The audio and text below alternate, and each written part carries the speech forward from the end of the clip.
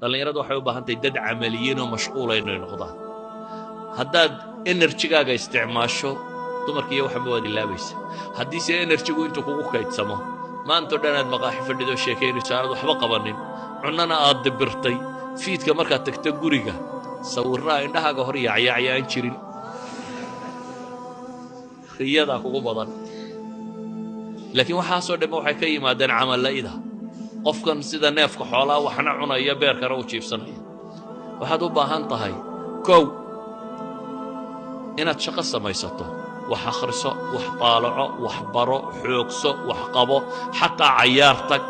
inanka galabta kubadda soo cayaaree dee isna aan salaadu ka tegin, caawa meel la qaban maayo iska seexanaya, u daallan yahay. socankaa maaha inanka basketball soo turtuuray caawa isna meel la qaban maayo, enerjigaagii baad wax kale ku isticmaashay. ninka intuu meel fadhiistay 3 saacadood buug akhrinayay waa daallan yahay, wuu seexanaya.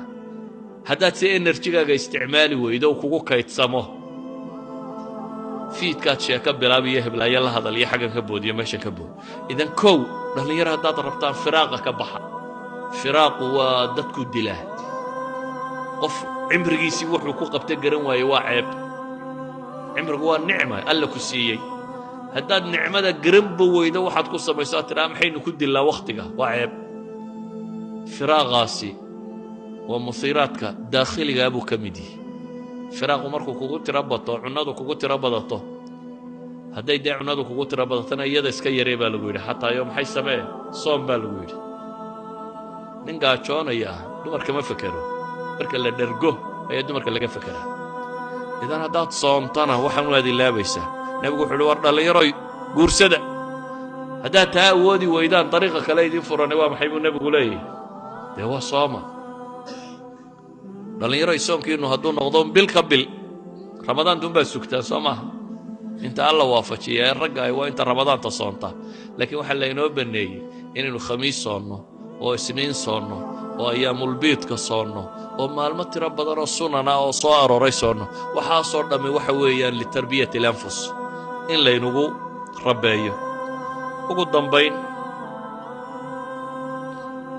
hadday dhallinyaradu dhowrsanaato waxay noqonaysaa bulsho qurux badan baa dhalanaysa oo rag iyo dumarba dhowrsoon, oo zine iyo xanuunnada faafiya qurunkoo dhammi ka baxay, oo cibaado iyo wax soo saar iyo mashquul wax kale ku ah.